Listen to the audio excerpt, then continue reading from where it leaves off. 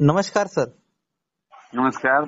हा सर, म्हणजे काल तुम्ही सांगितलं होतं की म्हणजे महाराष्ट्रात एक दमदार पावसाला सुरुवात होईल आणि मी विदर्भात म्हटलं या पावसाची बॅटिंग जास्त राहील. मी नक्कीच म्हटलं सर. ना हा माझा सर. वाढदिवस आहे म्हणून हा सर. पाऊस येणार पावसारूपी सगळ्यांना शुभेच्छा. हो सर, कालच तुम्ही तर बोलले काय होते. करा आता एक माझ्याकडून या सगळ्या शेतकऱ्याला सगळ्यांना नेत्यांना सुद्धा एक संदेश पाठवा. हा सर. माझा वाढदिवस आहे, मी वाढदिवसांनीच आहे. समजा माझे 47 वर्ष झाले तर हा मी सर. 47 झाडं लावणार आहे. तर माझी सगळ्याला विनंती आहे की ज्यांचा वाढदिवस आहे कमीत कमी तुमच्या वाढदिवसाचे जितके दिवस आहेत तितके तरी झाडं लावा.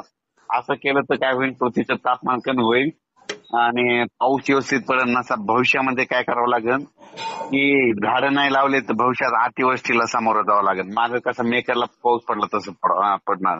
म्हणून जितके झाडं लावतो तितका पाऊस रिमझिम पडतो. झाडं नसल्यावर बी पाऊस पडतो, पण तो असा पाऊस पडतो काल परवाचा तुम्ही बघितला ना लोणार भागातला मेकरचा तसा पडतो. म्हणून भविष्यात झाडं लावावं लागतील. माझी सगळ्याला विनंती आहे, केक कापू नका, कोणाला जेवू घालू नका. वाटल्यास फक्त काय करावं, ज्या दिवशी वाढदिवस आहे त्या दिवशी तुमच्या वाढदिवसाच्या वया इतके झाडं लावा बस. हो कोणाच्या शेतात लावा, कुठं लावा. हो सर, नक्कीच सर. शेतकऱ्यांसाठी खूप आणि महत्वाचा संदेश आहे. आणि वाढदिवसानिमित्त एक आनंदाची बातमी सांगतो की परत माझ्याकडून वाढदिवसानिमित्त आज 7 जुलै 2025 7, 8, 9, 10 जुलै दरम्यान राज्यात दररोज वेगवेगळ्या भागात जोराचा पाऊस पडणार आहे. सगळ्यात जास्त पूर्व विदर्भ, त्याच्यानंतर पश्चिम विदर्भ, त्याच्यानंतर मराठवाडा, त्याच्यानंतर पश्चिम महाराष्ट्र आणि कोकणपट्टी, म्हणजे चारही भागात 10 तारखेपर्यंत पाऊस पडणार आहे. हो सर. 10 जुलै पर्यंत पावसाचा जोर कायमच राहणार.